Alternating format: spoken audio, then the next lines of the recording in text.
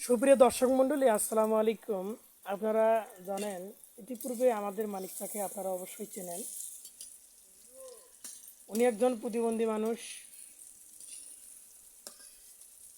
এই কারণে ওনাকে কেউ মেয়ে দিতে চাচ্ছে না, উনি বিয়েও করতে পারতেছেন না। তো যাই হোক, উনি নিজের রান্ধন নিজে আন্দি খায়।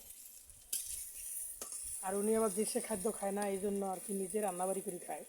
মানে যাত্রা হাতের পাকও কিনে উনি খাইতে পছন্দ করে না, এই জন্য নিজে আনবে, নিজে বাড়ে নিজে খায়। তো ওনার একটা গোছানো সংসার, একাই সংসার কি, তাই নাকি? ইয়েস, নিয়াজ বলতেছে, মাঝে মধ্যে ইংলিশও বলতে পারে, সমস্যা নাই। আসলে এটাই হলো আল্লাহর নীতি। দেখেন, উনি আজকে ভালো থাকতে এই পর্যায়ে থাকতো না। তার বিবি থাকতো, বাচ্চা থাকতো, পরিবার থাকতো, ফ্যামিলি থাকতো, অনেক কিছু থাকতো ইত্যাদি। তো উনি কিন্তু যে পাক করে, অনেক অসাধারণভাবে পাক করে, আমি খেয়েছিলাম। তো উনি, ওনার যে ট্যালেন্ট, মানে অনেক, ওনাকে যে পাকের যে দক্ষতা, আপনারা না খাইলে অবশ্য বুঝবেন না।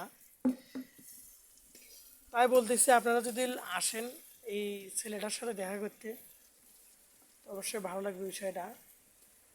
দেখেন, কিছু বলো, কিছু বলো। আপনি কি কি রান্না করতেছেন? আলু ভাজি আর ডিম ভাজা। আলু ভাজি আর ডিম। ডিম। তাহলে কি ভাত ভাত রাঁধিছেন নাকি? কি দিয়ে? ওই ডিম দিয়ে খাবেন? ডিম আর হলো আলু। ও, তা আপনি বিয়ের সাথে করতে চান নাকি? বিয়ের সাথে করতে চাইলে অবশ্যই আমরা দেখবো ইনশাল্লাহ। আমাদের আমাদের দর্শক আছে, আপনারা দেখবে। মাইয়া পাইলে কি বিয়ে করবেন আপনি? ইনশাল্লাহ। ইনশাল্লাহ বিয়ে করবেন না? নামাজ বন্ধু কি পড়েন আপনি, না? করতাম মাঝে মাঝে। ও, এই পাক করে খান নাকি? নিজে পাক করে খান? ইয়েস। আর কি কি কাজ করতে পারেন আপনি? কাজা করতে পারি।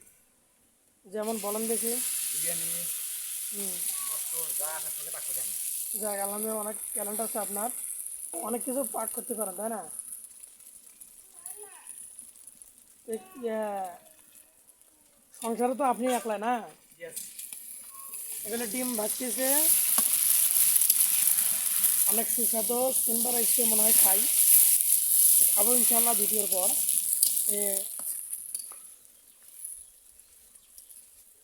আপনারা ওনার জন্য দোয়া করবেন, যেন সুন্দর একটা নারী পায়। ঠিক আছে তো? ইনশাল্লাহ। বিয়ে করবেন তো আপনি? আচ্ছা। কোনো যৌতুক নেবেন না তো? না।